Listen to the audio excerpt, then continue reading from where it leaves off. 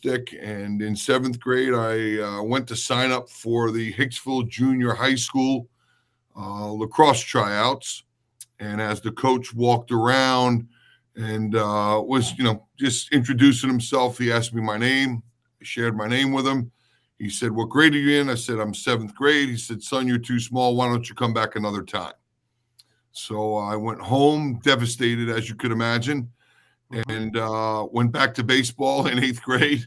And then in 9th grade, when I went to St. Mary's High School in Manhasset, there was a gentleman named John Espy. John was the former head coach at Duke University, at Stony Brook.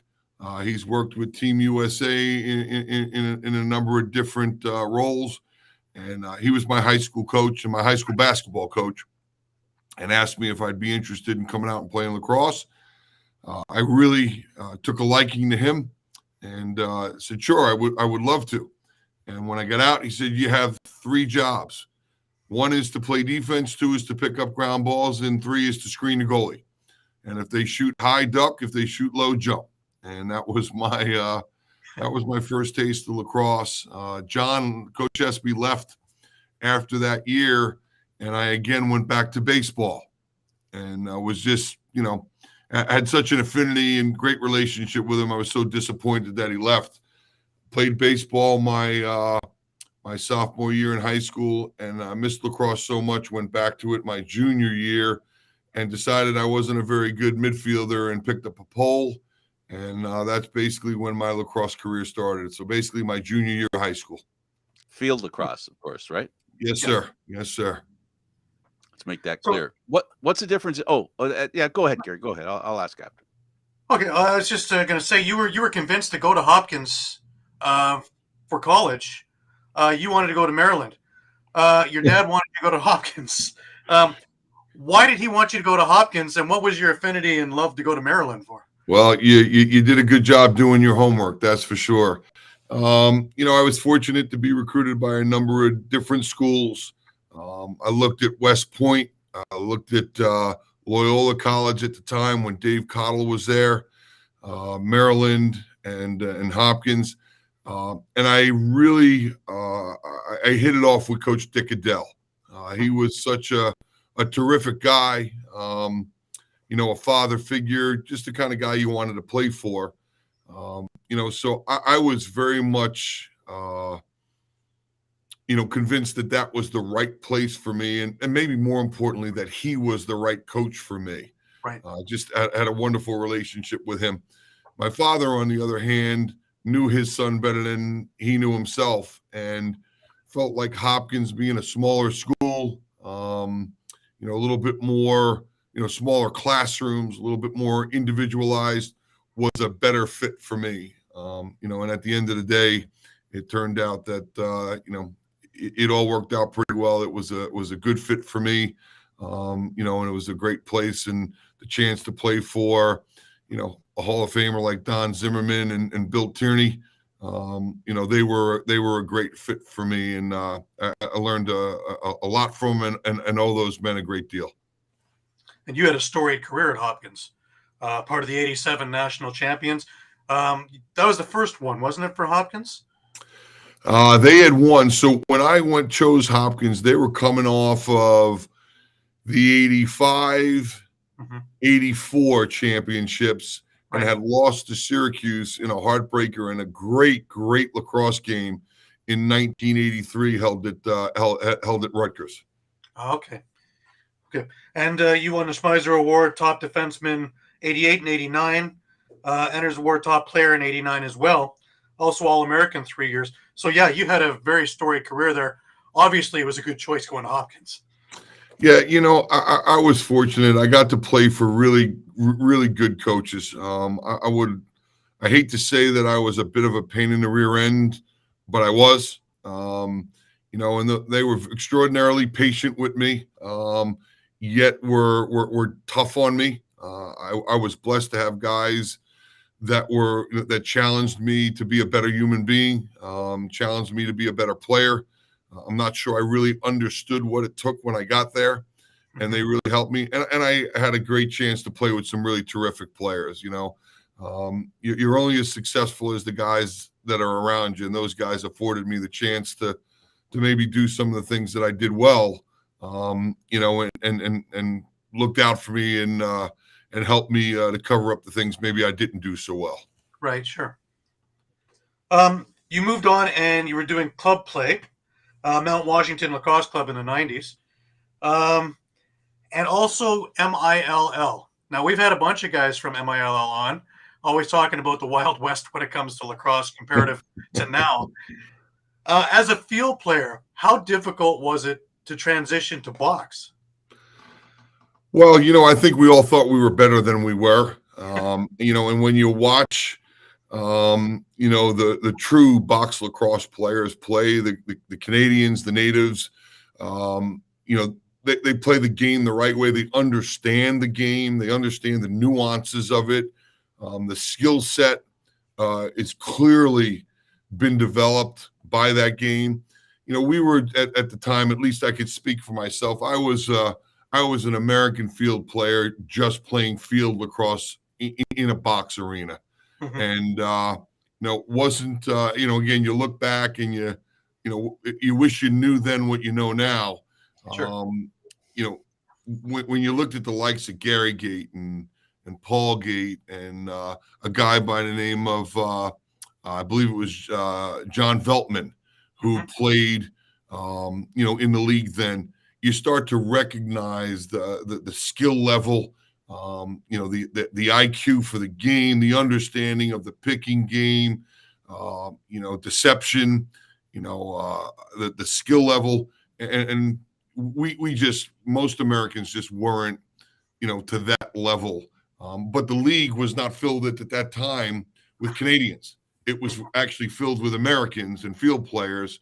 And it's obviously since changed. And it's filled with guys that have grown up playing that game with the Canadians and the Native Americans. You told us a little bit about, making the transition from field to box lacrosse. We've heard other people's opinions on what the difference is, being able to play, in a box, literally, in a tiny area, be able to, handle the physical play. For you, what was the toughest part of the transition from the field to box lacrosse? Yeah, I don't think I had problems with the physical portion of it. I like to believe my size helped me there. In the picking piece, I don't know that was as much of a challenge. Frankly, I think it was the skill and the ability to score. It was just, a lot of field players fake with their arms, while, young men that grow up or guys that grow up in the box game, they fake with their head, their shoulders, a little wrist fake, a little pump fake.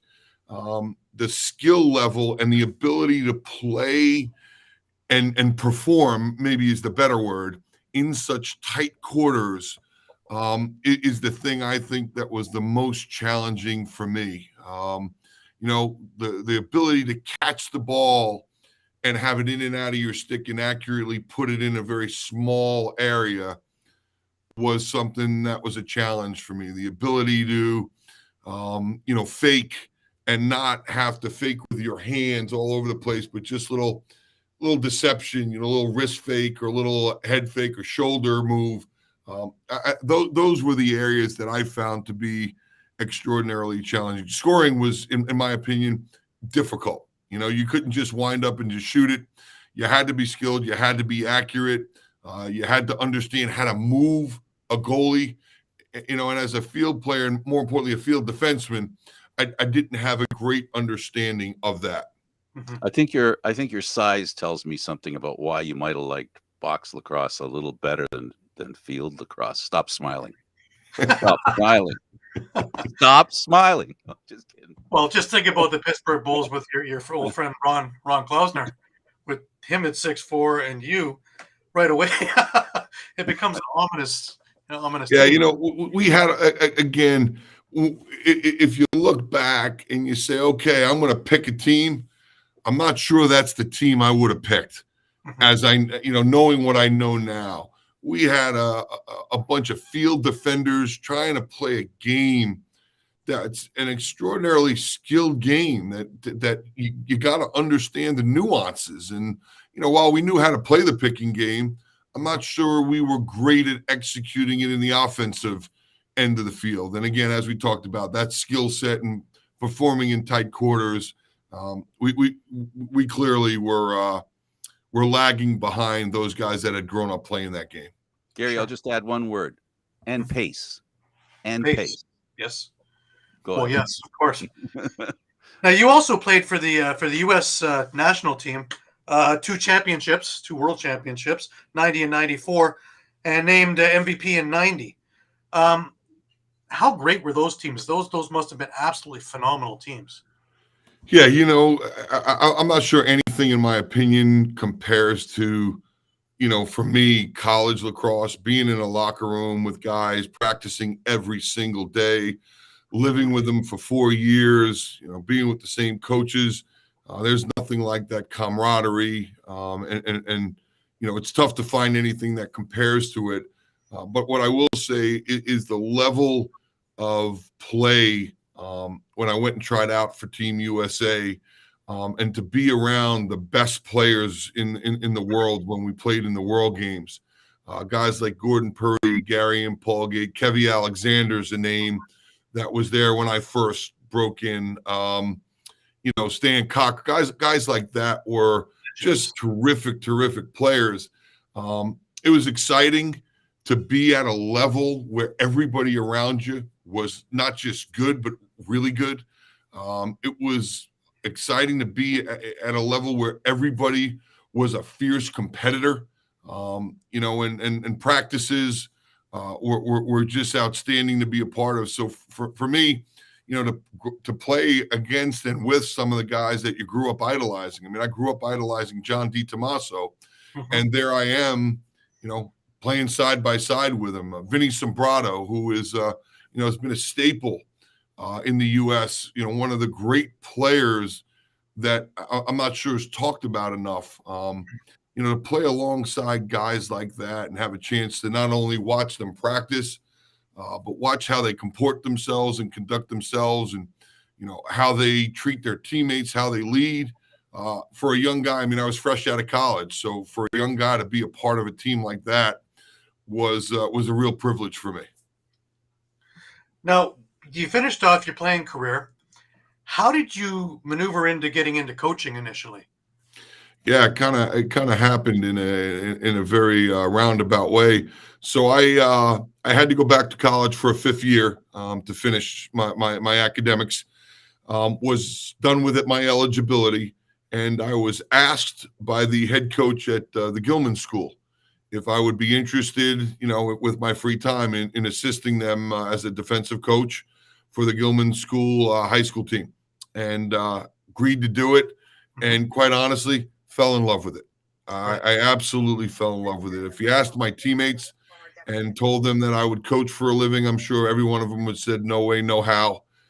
Was never really, my plan. I come from a middle-class family where my dad worked for Pfizer Pharmaceutical and then St. John's University. I knew about business and marketing and kind of thought I would go in that direction. And lo and behold, I spent a couple of months coaching high school. And then I was fortunate that when I finished schooling, Tony Seaman, the former head coach at Hopkins, reached out while we were in, I believe we were in England. We were in Perth, Australia. Right, and he had asked if I would be interested in coaching. And I said I would. Went back and just loved the experience, loved the competition, found it really exciting to be on the other side of things, and have to try to achieve success, from a coaching standpoint, not a playing standpoint, and just fell in love with it, and never looked back from that moment on. And then you went, you went to Hopkins, and before you were a defensive coordinator at Hopkins first, right? I was actually, my first year at Hopkins, I was not. I was just a part-time coach making a whopping $3,000. I worked at an aluminum extrusion factory locally, so I could get out of work at about 2:00. So I punched in at 6. I left at 2. Went to campus and coached. So I was a part-time guy that was helping out. And John Hawes, who is the former Carolina head coach, at the time was the defensive coordinator. So I did that for a year, and then I moved on to the University of Pennsylvania for 3 years, where that was my first stint as a defensive coordinator. Okay. And then you moved into Cornell, which was your first head coaching job? Yeah, it was Penn for 3 years, Loyola College for 3 years, back to Hopkins as an assistant and defensive coordinator for the 3 years. And then I think at the age of 28, I took over as the head coach at Cornell University when Coach Richie Moran stepped down. And made a big impression because you were coach of the year in 2000. Let's talk about the Cornell program. Yeah, what a great experience. I was fortunate to be hired. It's amazing when you look back and you think about, gosh, if I knew now what I knew then, I'm not sure I would have made many of the decisions that I made. But a gentleman by the name of Charlie Moore, who is an Olympian gold medalist in track, was the athletic director at Cornell University. And Andy Noel, who's now the current athletic director at Cornell, was the associate. Those two gentlemen hired me, and I had 3 great years at Cornell. The kids were terrific. They bought in to our culture, what we were selling. I had the good fortune of hiring Jeff Tambroni, who took over at Cornell when I left, and now is the current head coach at Penn State. I hired Ben DeLuca, who is also the former head coach at Cornell and the current head coach at Delaware. So I had great assistants. I just had a great experience at Cornell University. It was a place that cared about lacrosse. It was a place where I felt you could win because of the rich history and the success that Coach Moran had. And it took us a year or two to get our feet on the ground. But by our 3rd year, we went back to the NCAA playoffs and had a good run at it. And I'm grateful to the Cornell administration for the opportunity they provided such a young coach. Right. So we move on, we go around to 2001, and you get a chance to go back to your alma mater, Hopkins, and our story begins for the next 20 years. Now, you got into Hopkins and basically were there to resurrect the program that you played so much a part of when you were playing. Let's talk about the early days there, because it was a smoking program when you first got it rolling. Well, you know what? I took over a program, that, it wasn't in bad shape. Again, it's all about expectations and standards. And the expectation at that time was, national championship or bust. And, they hadn't won since 1987. That doesn't mean that, they didn't have quality teams. I was there when Tony Seaman was there. Coach Seaman did a terrific job.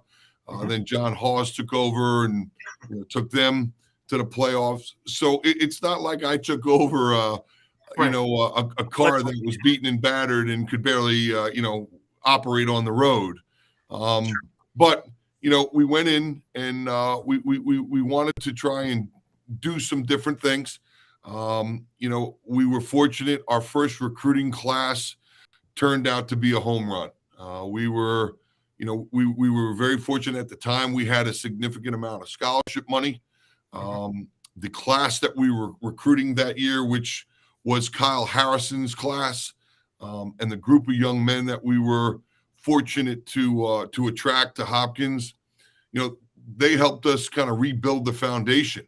That our first recruiting class, and again, I was really fortunate. I had 2 great assistants. I had Seth Tierney, who's the head coach at Hofstra now, and I had a gentleman named Bill Dwan, who was with me for 20 years as my associate head coach. We had the good fortune of attracting a transformational class.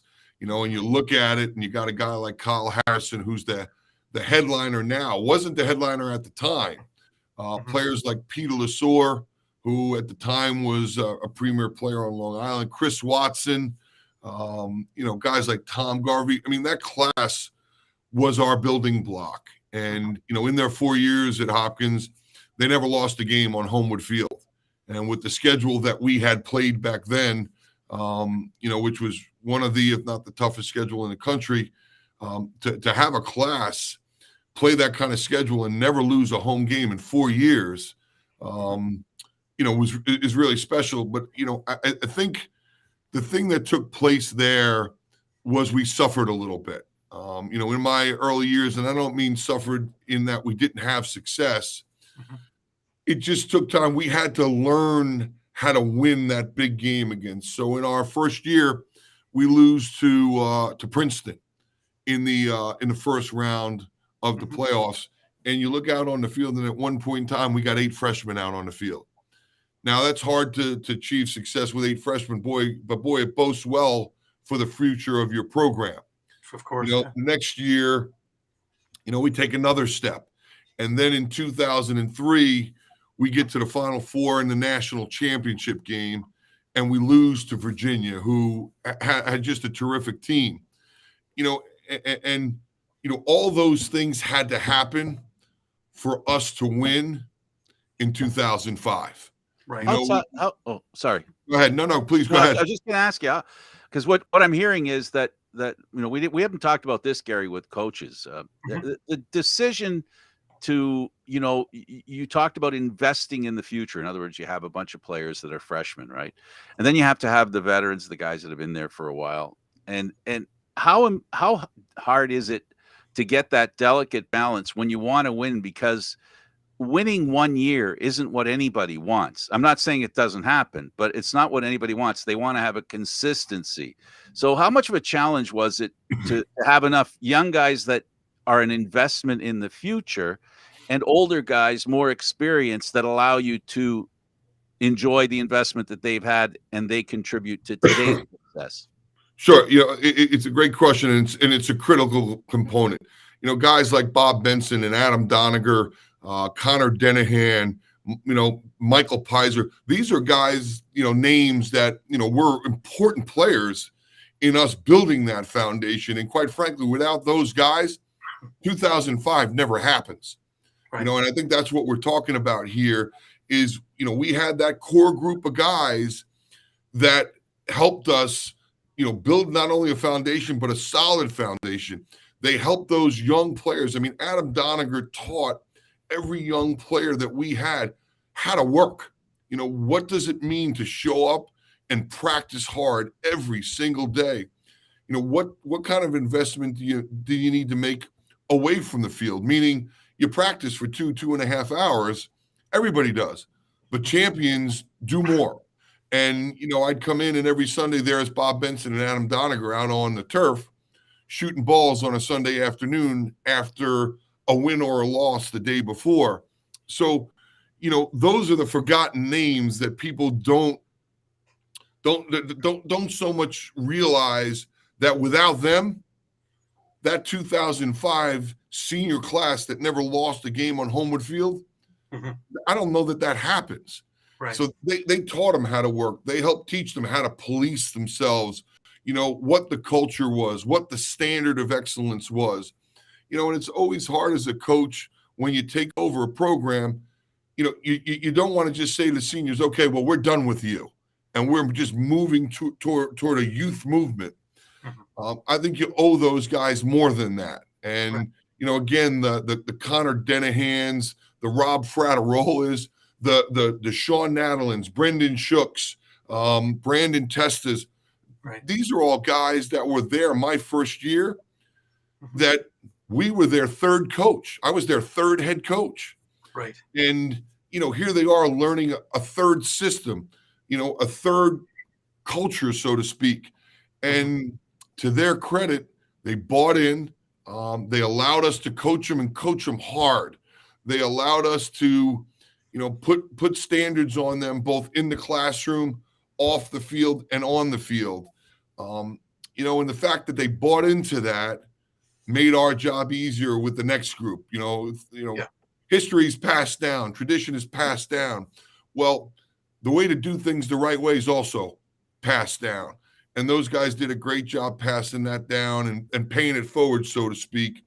And when we had the good fortune in 2005 to get back to the national championship and win it after losing 2 years in a row in the Final Four, all those things are a part of why we had success in that year 2005. It's interesting that you use the word culture. Sorry, Frank. Yeah, no. Because I've heard you in interviews before talking about your recruiting culture over talent. It'd be nice to have both, but culture over talent. Can you explain that a little bit? Yeah, culture beats talent every day, in my opinion. And culture with talent is where you start to get consistency. You start to get what Frank was talking about, and you're there every year. You're making a run at it every year. There's a consistent level of excellence year in and year out.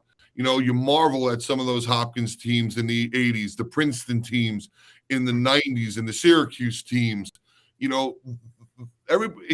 not easy to win, but it's harder to win consistently. Winning the first one isn't the hardest. It's winning the next one and the next one and the next one, because, human nature says when needs are met, you get comfortable, you get complacent. Mm-hmm. And that's culture. Culture is, how culture is your daily behavior, what you do every day. Culture is it me or is it we? Culture is we're on time. The locker room's clean. We're detail oriented. We're disciplined. We treat people with respect. We leave places better than we found them. There's a saying I came across not long ago, and we're really working hard, in particular defensively here at Syracuse now, to use that as our kind of rallying call and our mantra. And it's, to be successful, you need to be great at the things that take no talent. Mm-hmm. And It doesn't take talent to put something that you picked up off the ground in the trash can. It doesn't take talent to push a chair in or say please or thank you. It doesn't take talent to work hard every day. Right. Now you start to translate it to lacrosse. It doesn't take talent to make an appropriate approach on a ball carrier or communicate defensively. It takes talent and ability to be able to cover a guy that's an athlete. But if you can do all the things that don't take talent, now you're developing a heck of a culture. And I'm not saying talent doesn't win ball games. It does. But you can have the most talented team, and if you got a lousy culture, I'm not sure how easy it is to win. You can have a less talented team with a better culture, and I'll take my chances with that group. Let me see if I can. Sorry. When you look at like in Alabama and football, mm-hmm. You think about the old Montreal Canadiens and their culture and talent. That's where you start to see consistency, is when you've got a culture that part of that culture is recruiting high-level talent. But when that high-level talent is in that kind of culture and they're doing the little details, they're paying attention, they're disciplined, that's when you really start to achieve success on a consistent basis. That culture that you're talking about, if I can frame it and offer an opinion that you can comment on, it comes to the mind of the greatest players in every sport. People are under the misconception that great players can't play anymore. It's not about playing for players. To talk about that culture, the culture of winning isn't about what happens on the floor. And I want to highlight it further. You started to, and you did quite well. It's what you do in preparation for that game. And I'm talking about all year round. The reason why great players retire, because of that culture, it's because of that culture you're referring to. It's not because they can't play from the opening whistle to the closing whistle. It's what they knew what they need and recognize that they need to do the rest of the time before they get on the floor. When they retire, it's because they just don't have it to give anymore because they're either getting a little bit old, a little bit slow, and they understand how much they have to do to get to the floor. And that's what makes great athletes. And what you're describing, I don't know, I think you understand that the hair I'm trying to add in here, that, where it's about commitment and understanding whether you can make that commitment. It's great that they, obviously the best thing is when they understand the commitment, but the really great players, they know, and they won't be that player. Many of the great players, they understand what it takes to win. And if they can't get to that point before they get on the floor, they retire. And that's why most of them retire. Yeah, I don't disagree with you. And to be honest with you, those guys have a keen understanding of what it takes to be successful. And they're special because they're selfless. And when they can't meet those daily needs, culture wakes up every morning. Culture is morning, noon, and night. It's not part-time. It's not just when you're on the field. I mean, quite frankly, that's the easy stuff. Culture is knowing the right things to do when no one's watching.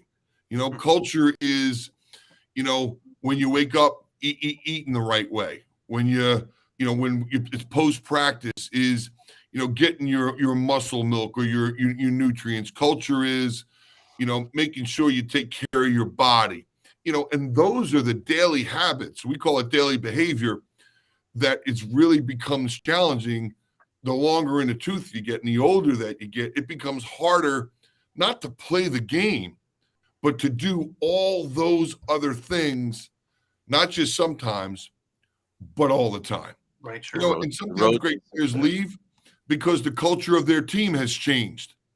And they don't want to be a part of that culture anymore. Now, we were talking about the beginning of your stay at Hopkins, and again, it was a smoking record, 55-6, only three losses during the regular season, and the entire record was 205 against 89 losses. The second half of your tenure at Hopkins, becoming part of the Big Ten, do you think that had something to do with the program not being as successful as the original 5 years? No, I don't think that's the case at all. I actually think, going into the Big Ten was an important move, for the institution from a lacrosse standpoint. Lacrosse has changed, and it's important to change with the times. And you're either with them or behind them, and we needed to be with them. When I was there, we always played a challenging schedule, and the reason why we did that was because we were an independent. And the sport changed quickly to automatic qualifiers. And as an independent, it becomes a little bit more challenging to make the NCAA playoffs because you don't have a conference AQ. So we had to make sure that we played a top-notch schedule so that we could qualify as an independent based off our RPI and strength of schedule. What happens though is that becomes more challenging every year. When I played, there were no Georgetowns, there were no Dukes. All of a sudden, there were no, a lot of these programs that are out. There was no Albany. Right. Now all of a sudden, there's a Georgetown, there's a Duke. There are programs that are talented. There was no Richmond. There are talented programs now, and it gets more competitive. So it was the responsible thing to do, I think, at the time, to join the Big Ten and get a second bite of the apple, meaning you could qualify as both an automatic qualifier and as an at-large. And having those two bites at the apple was important. I think, where we fell down, and I'm a realist, and I like to believe I'm a pretty transparent guy, is I thought we allowed the early recruiting to get the better of us. I don't think we played to our strengths. And I've learned that, the hard way. And what happened was the recruiting started to change. And we went from recruiting juniors and seniors to recruiting sophomores, and then to recruiting freshmen, and then to actually recruiting kids that just finished their 8th grade, haven't played one down of lacrosse on the varsity level, and we're recruiting them and, accepting their verbal commitment. One of our strengths was getting to know a kid, defining what kind of heart he had, defining what kind of commitment he had, coming to the conclusion, is he our kind of guy? Is he going to fit in our program and do the things culturally, like Frank and I were talking about, to be successful in this program? We were taking kids off of an unofficial visit, not an official visit, not a whole year or a whole 6 months of phone calls, where, we felt like we were really good when we could get to know the kids. We were really good when we could get in their homes and spend time with them. Our ability to evaluate at a very high level was certainly better with more information. And I can say this, we weren't the only ones that suffered from it. There were other programs that have suffered from it too. And what happened was, you're just not on the money with as many guys as you need to be. You're spending money, and you can't have your scholarship money sitting behind you. It's got to be out on the field in front of you. So I think the early recruiting was something that I don't think I was courageous enough to say, you know what, we're going to wait. This isn't what we do well. We need to take the time to get to know these guys. And maybe we operated out of fear a little bit. And the fear was, well, we're going to lose out on a lot of really talented guys if we don't take our shot at them now. And if they want to come and we don't take them, they're going to go somewhere else, and we're going to wind up playing against them. And that was maybe not the most appropriate approach. I think if we could have found a greater balance between taking some guys early and then waiting and holding off and not filling our classes early, and maybe going after some later developers, spending more time getting to know the kids, the families, and who and what they really were. I think that would have helped us. I think that would have helped us a bit more. Okay, so after 20 years, you guys part ways mutually. Legendary Sports Group. Let's talk about that. You're now not coaching, and they come, and let's talk a little bit about what they were and how you fit in your role with them. Sure. Well, when you're anywhere 20 years, sometimes you outlive your support. And quite frankly, times change, places change. You think about the business world, and every time a company's bought and a new group takes over, the culture changes. The goals change, the process, how you're going to get from A to B and be successful changes. Quite frankly, Hopkins as an institution changed. And your ships aren't always sailing in the same direction. So we part ways, and here I am for the first time in, 20 some odd years, not on a lacrosse field. And, quite frankly, not an easy situation. And I was blessed that Brendan Kelly, who is the owner and CEO, president of Legendary Sports Group, which is an event group, reached out. And one of the gentlemen that headed up the lacrosse portion of Legendary Sports Group was Coach Dave Cottle. I had the good fortune of working for Coach Cottle for 1 year at then Loyola College, now Loyola University. Had a great relationship with Coach. And he said to me, look, just come and listen. Before you make any decisions, come and listen. I said, Coach, I don't want to be in the event business. He says, I know you don't. So we have some neat ideas. Come and just hear us out. So I went and I visited with Brendan Kelly and Coach Cottle. And I got to tell you, I had a great meeting. Brendan Kelly was terrific. I like him. He's a good, really good leader. He's innovative. He thinks outside the box. He's willing to take some calculated risks.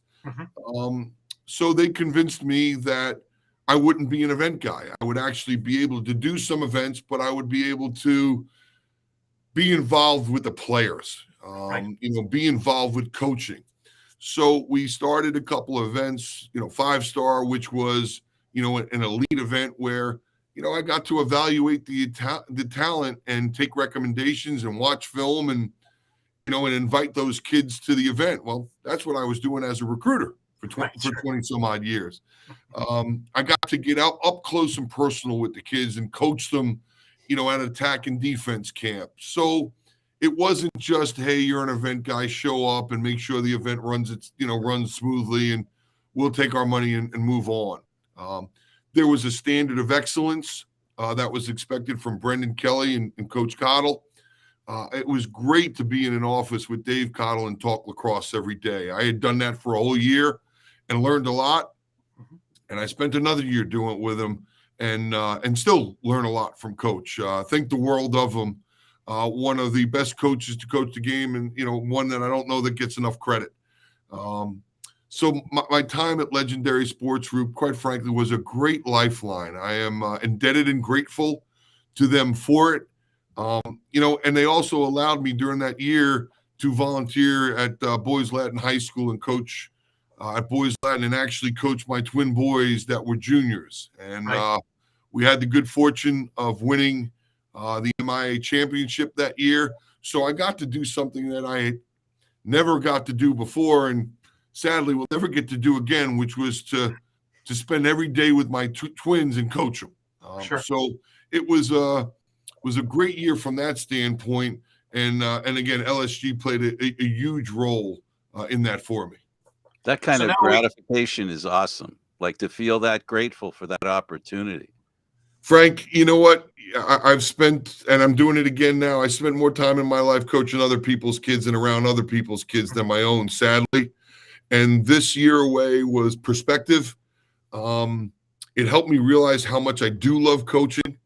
It gave me a chance to talk to other coaches about culture, about schemes, about, how they plan their practices, their season. It's amazing what people will tell you when they're not playing against you. So, and I took all that information, I got a notebook filled with thoughts, ideas, and then the chance to just every day show up on a field and be with, Nicholas and Dominic was, what greater gift could a dad get, is to do that with his boys and actually watch them grow and develop and meet, get to know their friends better. So, another group I'm grateful to is Boys Latin and Brian Farrell. Sure. I know it's high school, it's not college, but what a great perspective I was able to get working with high school kids.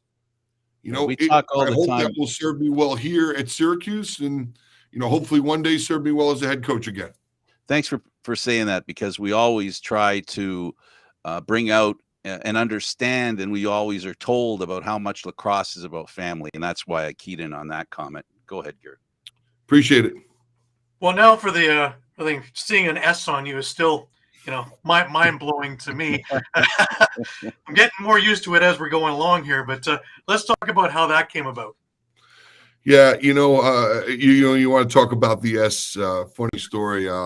When I first took the job, I came up to meet with Coach Gate, and Gary and I we go back a long way. So Coach and I are sitting down, and I said, "Look, I'd like to get out on the road. Can I get my recruiting test out of the way?" So, boom, got that taken care of that day. And I said, "Look, if I'm going to go out on the road, I don't have any gear. Would you mind? Can I get a hat? Can I get a T-shirt? Can I get something?" And Coach looked at me and he said, "Yeah, sure." So I went and did some human resources stuff and again, took care of my recruiting test. And I came back and sitting there with 2 laundry bins filled with gear. So appreciated it, packed it up, took it on the road. And at my first event, I'm walking from one field to the other. And there's a gentleman walking toward me, and he's looking at me. And, when someone tilts their head and looks at you, either they're wondering who you are, or do they know you or recognize you, or is there some connection? What are you doing here? Right. And the guy looks at me, and as he gets closer to me, he starts shaking his head. He goes, "I don't like it. I don't like it at all. Not a bit." He just kept walking. So, it was interesting how this happened. When Coach called me, Gary called me. I missed his call. He left a message at about 11 o'clock at night. And I'm not much of a sleeper, so I woke up and looked at my phone. It was about 3 a.m. and I saw that I missed his call, listened to his message, and it was, hey, I don't know if you're interested, but I just took the head coaching job at Syracuse, which I had heard and known. Mhm. And I wanted to know, are you interested in being our defensive coordinator and, getting back in the game? Do you want to keep coaching? And I texted him right back. Now, I don't realize that it's 3 a.m. He's probably sound asleep, but he Who reached hasn't out the done next that? day, and we had a great conversation. I have tremendous respect for him. Guys won everywhere, Yeah. at every level. So if you don't think, the first thing I think about is, one, getting back into coaching, but two, I get to be around a guy that has won at every single level he's been at. You don't think there's something I can pick up there? Hmm. So we chatted. He asked me to come up. So I came up. For the first time in my life, I wore something orange. I actually went out and purchased an Oh, boy. orange and blue tie, and Oh, wow. met him at his home. We sat down for about 3 hours, and the conversation was just, very easy, free flowing. I mean, we played against each other for many years and spent some time as teammates actually at Mount Washington Lacrosse Club, and Right. got to know his wife a little bit. And when he offered me the job, I said, well, I'd like to think about it for a night and just, make sure I do my due diligence, knowing full well that it's what I wanted to do. Right. And went home and sat down with my girlfriend, who I live with.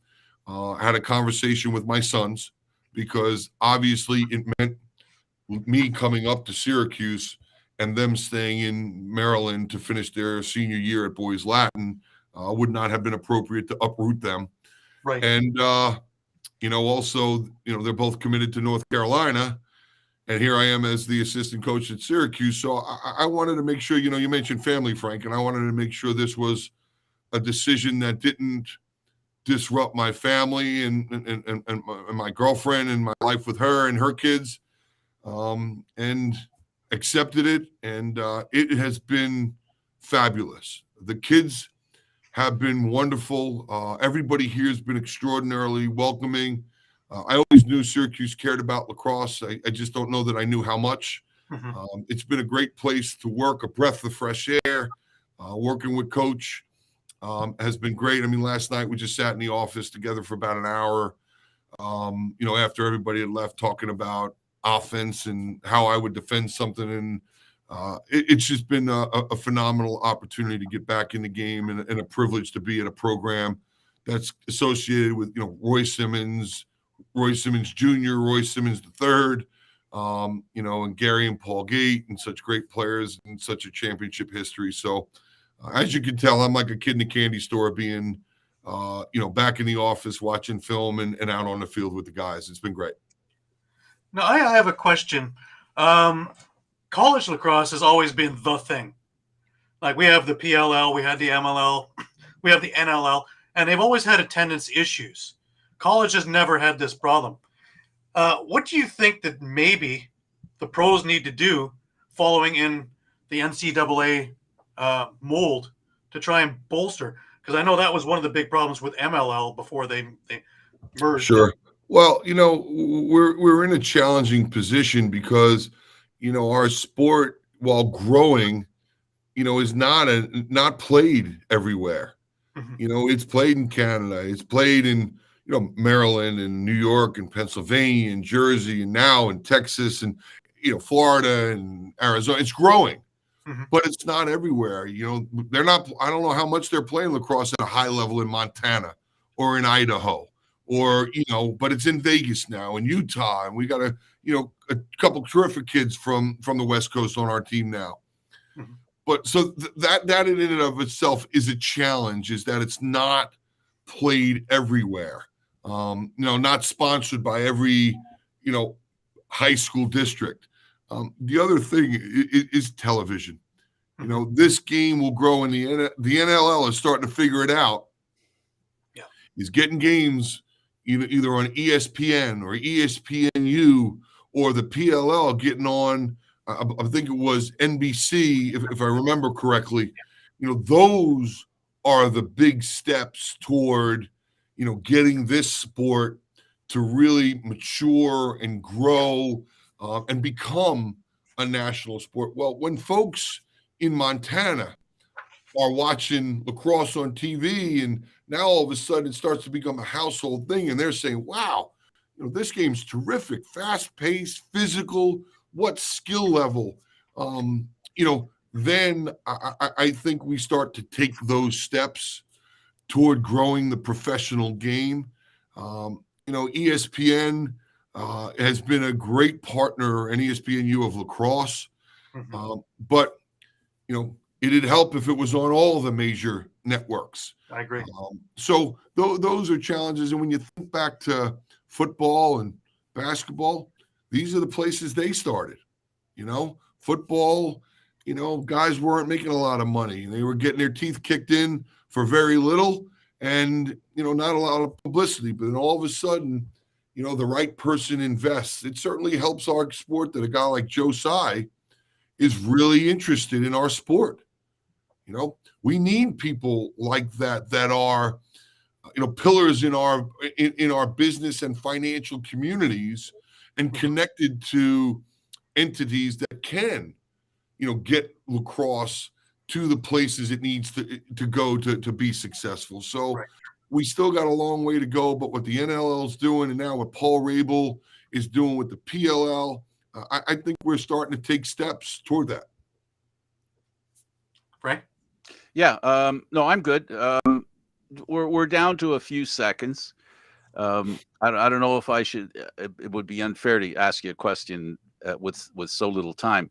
So instead, what I'm going to say is, I really appreciate you, Dave, taking the time to be here with us. We really appreciate it. The game of lacrosse is something that, you know, to add to what you were saying, simply, the more it's on TV, the more people that see it that don't have natural access to it. I agree with your point completely, and Gary does too.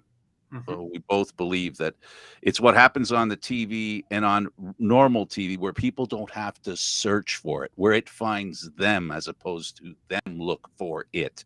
And if people don't know about lacrosse, they're not looking for it. So the best way for that to change is to have lacrosse, you know, come in front of them. And once it does, Gary? Yeah, once it does, well, hell, you know, it's going to go like wildfire, and it's already starting now, especially here in Canada with TSN. There's been many a time I've been sitting in a pub with a phone watching the game, and before I know it, there's 5 or 6 people watching the game with me. Now, having that on a screen and amazingly enough, watching everybody go, wow, what is it? Yeah. Well, that was I was going to say is it's great on your phone. It'd be even great if you were watching in the pub on the TV in the pub. That's happening. That is happening. It's starting now. Well, if those things happen, you're going to find more grassroots. Then our sport's growing from the bottom up then, and people are excited. They'll start to create programs for young kids, and then the grassroots will take hold. That's the key. The key is to be, you know, to be identified by the general public. You know, Gary has always said, and I'm sorry, Gary, I'm talking for you again, but I feel, just because I feel the same way, is that the game just needs a chance to be witnessed, and then once it's witnessed, then you can go pay for, you know, the front edge of a seat, because you'll always find yourself on the edge of that seat if you go to the game, because it's so exciting. So yeah, I agree wholeheartedly. It's something that's very important as far as promoting the game. We love promoting the game. And again, I really thank you, because without, you know, folks like you, this game won't progress. And what's really important, Dave, you and everybody else that we've had on this show, and Gary, I really believe this in my heart. It's all about, we talked about culture. The opportunity for success with lacrosse will be met by people who have worked very hard to make it really good. And that's the key. It's just like what you talked about as far as organizing a team. For the game to be successful, it has to be ready to accept that success. And it takes a lot of hard work, like you said, with the National Lacrosse League, with Sakevich and company, doing the right things to attract the attention of people who maybe don't know about the game. And it's why I always start this thing, as Gary knows, with what got you into lacrosse? Yeah, well, for me, it was a neighbor around the corner, so it can happen anyway. Any way at all. And more times than not, that's what we hear. I was catching, and Aaron Bold was singing. I was playing catcher, and in the other field they were, and I just kept turning my head, wondering what they were doing, and I had to go check it out. And next thing you know, there you go. So Sure yeah, enough. that happens more times than not. I really want to thank you, Dave. Thank you so much for taking the time out of your busy schedule to chat with us. It's been absolutely fantastic. Yep, no thanks necessary. My privilege to be here, and thanks to you two for having me. It's our pleasure. Thank you, Dave. Have a great night. Yes, you as well. Thank you. All right, for Dave Pietramala, Hall of Fame player and coach. Glad we could bring him out of his shell. Gary, thanks to you as well. I'm Candid Frank Stanisci. Thank you for watching Lacrosse Talk NLL Style, seen live Thursdays at 6 p.m. this week, usually at 4 p.m. This show can also be heard on the Spanglish World Radio Network. For Lacrosse Talk NLL Style news, entertainment, and other sports programming we offer, please check out the SpanglishWorld.ca. Spanglish World. Watch it, hear it, read it, download it, and live it. Thanks for watching, everybody. Pick up a stick if you can. Yes.